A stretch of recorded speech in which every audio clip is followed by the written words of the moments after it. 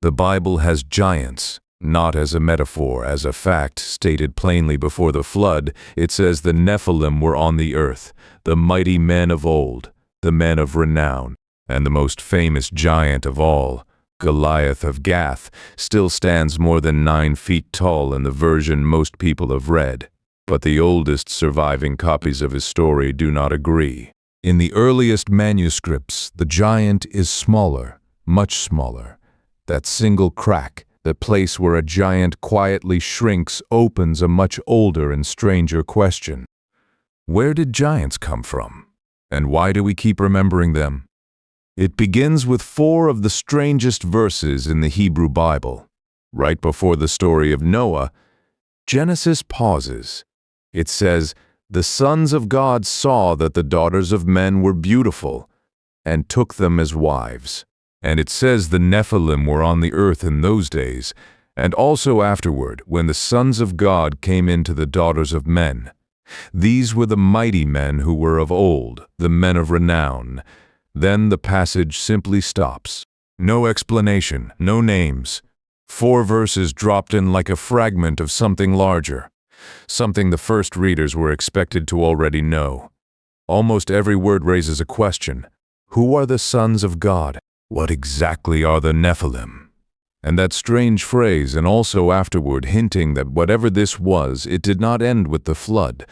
The text does not argue that giants existed, it assumes it. And then it turns immediately to the violence that fills the earth and to the waters that wash it away. As if these 2 things, the giants and the flood, were always meant to be read together. Everything turns on one phrase.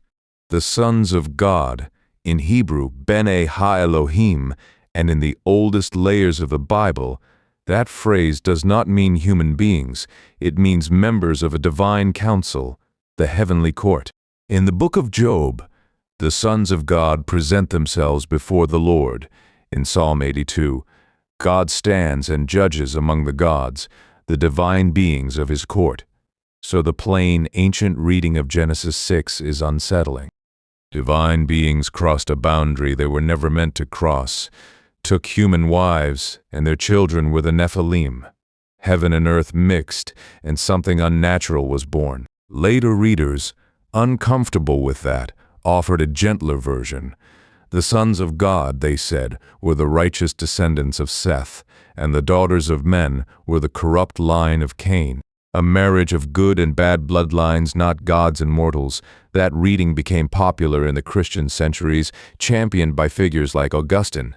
But it is almost certainly the later one. In the centuries just before and after the New Testament, when these texts were alive and growing, it was the first reading, the cosmic one, that won. And it did not stay 4 verses long. It exploded into an entire literature. That literature has a name. The Book of the Watchers, the oldest section of First Enoch, written centuries before Christ. It takes the silence of Genesis and fills it. 200 divine beings, the Watchers, look down from heaven at the daughters of men and desire them. Their leader hesitates, afraid of the punishment such a sin would bring. So the 200 swear a binding oath together on the slopes of Mount Hermon, so that no one can turn back. And they descend, they take wives. But that is only half their crime. They also teach. One watcher teaches the making of swords and knives and shields, the metallurgy of war. Another teaches the cutting of roots and the casting of spells. Others reveal the signs of the stars, the courses of the moon, the secrets of the sky. One teaches women to paint their faces and adorn themselves. Knowledge that belonged on the other side of the boundary comes down with them, all at once. For the writers of Enoch, this is the true catastrophe. Not just forbidden desire, but forbidden knowledge handed to a world that was not ready for it. And from the unions of the Watchers and their wives are born the giants. In Enoch, the giants are not heroes. They are a disaster. They grow to a size the earth cannot sustain. When human food runs out, they turn on the animals. When the animals are gone, the texts say they begin to consume one another, and then they turn on humanity itself, devouring the people who made them. The ground is soaked in blood. Violence and ruined knowledge spread across the whole world, and finally the earth itself cries out against what is being done to it. This is the version in which the flood is not random fury. It is a cleansing. Heaven hears the cry of the earth, and the waters are sent to wipe the giants from the world and undo the boundary the watchers crossed. The giants are destroyed. The watchers are bound in darkness, in pits beneath the mountains, to wait until the final judgment. For the people who read this was not a fringe story scribbled in the margins. This was how the world before the flood was understood, the age of the giants, and the reason it had to end. But there is a detail in Enoch that changed everything that came after. The giants die. Their spirits do not. Because the giants were born from the union of flesh and spirit, the text says, when their bodies are destroyed, something is left over. Their spirits go out into the world, homeless and restless, and they remain on the earth. They are called evil spirits, and they afflict and tempt and torment the living, and they will do so until the end. This is one of the quiet hinges of religious history. Here, in a few lines about dead giants, is one of the oldest explanations for where unclean spirits, demons, came from. Not as a separate race created by God, but as the leftover ghosts of the Nephilim. When later texts speak of restless spirits in the wilderness of possession of exorcism, they are standing downstream of this idea. The giants were drowned, but in this telling, their shadow never fully left. We know how widely all of this was read because of what was found in the desert. Among the Dead Sea Scrolls hidden in caves near Qumran 2,000 years ago were copies of 1st Enoch in its original Aramaic, and beside them fragments of a separate lost work. Scholars call it the Book of Giants. It tells the story from the giants' own side. They have names like Ohia and Haihia, sons of one of the chief watchers, they argue. They boast, and they have dreams, terrible dreams of a garden being drowned, of a tablet washed until the writing is gone, of all but a few names erased. Frightened, they send one of their own to find Enoch, the one human who walks with heaven, and ask him what the dreams mean. The answer is the one they fear. Judgment is coming, and it will not spare them. Strangest of all, one of the figures named in these fragments is Gilgamesh, the hero of the oldest epic in the world, pulled into the story of the giants. And the book did not stop at Qumran. Centuries later, it was carried far to the east and rewritten by the prophet Mani. Few stories from the ancient world traveled further than the tale of the giants. The flood was supposed to end them, and yet the Bible keeps mentioning giants long afterwards scattered through the land of Canaan. They appear under a confusing crowd of names: the Rephaim, the Anakim, the Emim, and the Zamzumim. Peoples remembered as unnaturally tall, the leftover stock of an older, larger world. When Moses sends spies into the land, they come back terrified. We saw the descendants of the giants there, they report, and we seemed like grasshoppers in our own eyes, and so we seem to them read carefully. This is doing something specific. The giants are placed exactly where Israel is afraid to go. They guard the land that must be taken, whether that memory grew from genuinely tall clans, from the propaganda that always makes an enemy larger, or from something standing in the landscape that demanded explanation. The texts insist on it. The giants were not only before the flood. Some of them, they say, were still here. One of those survivors gets a strange concrete footnote. Og, king of Bashan, is called the last of the Rephaim. And the Book of Deuteronomy adds a detail that reads almost like a museum label. His bed, it says, was made of iron, and it gives the measurements around 13 feet long and 6 feet wide. Is it not still to be seen? The text asks, as if pointing at a relic the reader could go and visit. What was it really? Perhaps a royal exaggeration, a king's furniture inflated into legend. perhaps a basalt sarcophagus, a heavy black stone coffin from an older tomb, mistaken for the bed of a giant. And the word Rephaim itself carries a second meaning. In the older religion of the region, in texts from Ugarit, the Arpum are not living giants at all. They are the mighty dead, the shades of ancient heroes and kings in the underworld. The giants of the land may be in part a memory of ancestors so old and so honored that they had grown larger than life and slipped halfway into myth. All of that is the world standing behind the most famous giant of all, Goliath, the champion of the Philistine city of Gath. The scene in the first book of Samuel is built like theater.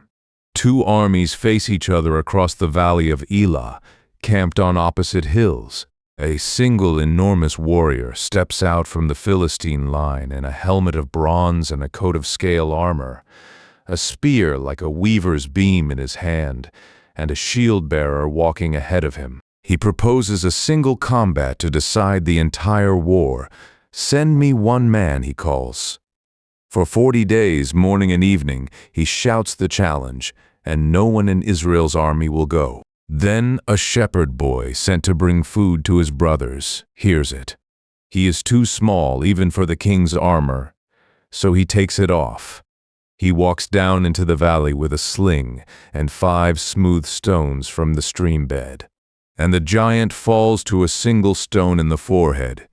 It is one of the most retold stories on earth, and almost everyone remembers one number above all: Goliath's height, 6 cubits and a span, more than 9 feet tall. Here's the part that almost no one is told. That number is not stable. The familiar height, 6 cubits and a span, comes from the Masoretic text, the traditional Hebrew Bible, copied and finalized by Jewish scribes more than 1,000 years after the events it describes. For centuries, it was the oldest Hebrew we had. But we now have older witnesses.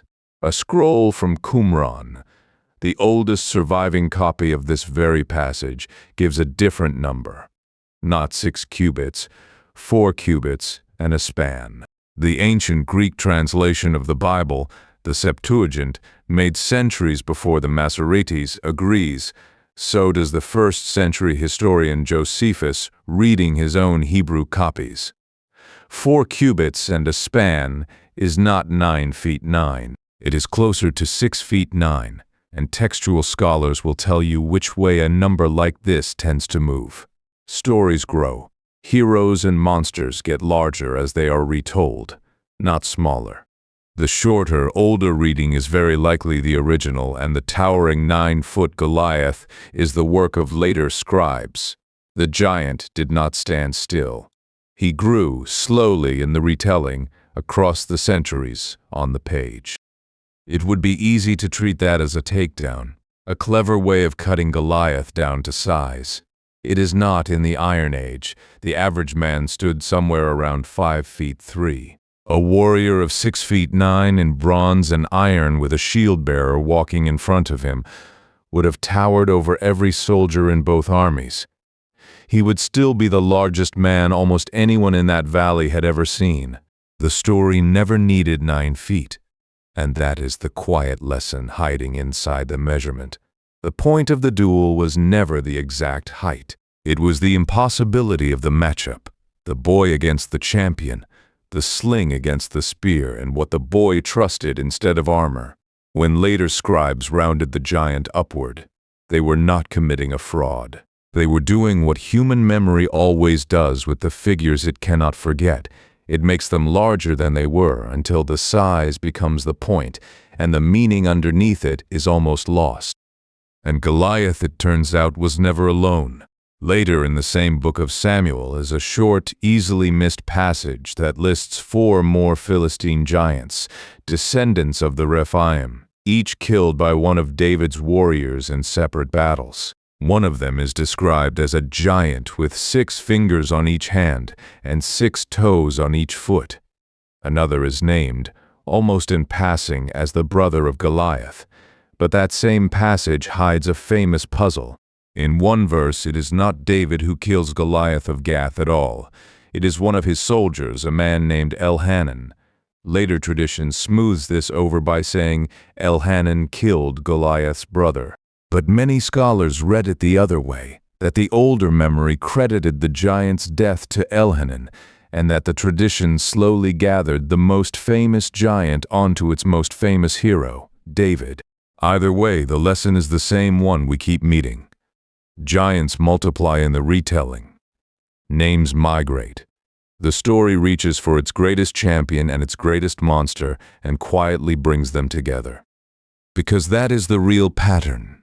And it is not only biblical, almost every ancient culture remembers a race of mighty beings before its own time. Mesopotamia had its antediluvian sages and its long-lived kings before the flood, figures of superhuman scale. The Greeks told of the gigantes who warred against the gods, and of the titans, an older and greater race overthrown before the present age. The Bible has its Gibborim, its mighty men of renown. Over and over, the deep past is imagined as inhabited by something larger than us, that is no longer here. Part of the reason may be simple and physical. Ancient people dug up the enormous fossil bones of mammoths and extinct beasts, and stood among the colossal ruins of older, heavier architecture and reached the obvious conclusion. Giants made this. Giants lived here. But part of it is about us. A giant is the past made visible. A way of saying the world was once filled with something stronger than we are, and that something went wrong, and now they are gone. Giants are how a culture tells itself that it is not the first, and will not be the last. So what can a careful person actually say? Not that giants, in the literal sense, ever walked the earth. There is no skeleton in any museum, no verified bone, no honest archaeology of the Nephilim. The photographs of titanic skeletons that circulate online are hoaxes, every single one, most of them traceable to a digital art contest. On that question, the evidence is not ambiguous, it is empty. But that is the less interesting half of the answer. What we can do is trace an idea and watch it move. We can watch 4 verses in Genesis open into the watchers of Enoch, watch the watchers' children become demons, watch the Book of Giants surface in a desert cave and travel to the far side of Asia, watch the giants reappear in the land as the Rephaim and gather finally around the figure of Goliath.